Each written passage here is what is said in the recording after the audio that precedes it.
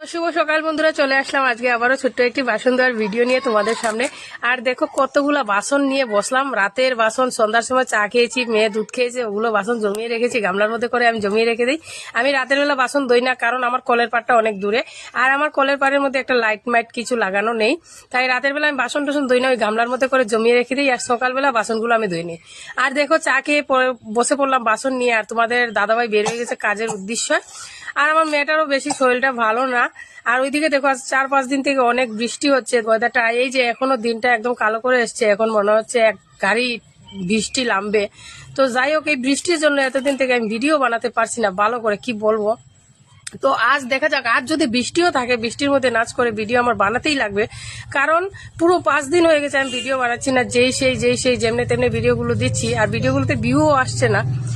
আর সকালবেলা তোমরা কি দিয়ে চা খেয়েছো বলবে, আর আমার ভিডিওটা কেমন হয়েছে বলবে, আর আমার মতন কার কার ঘরে এত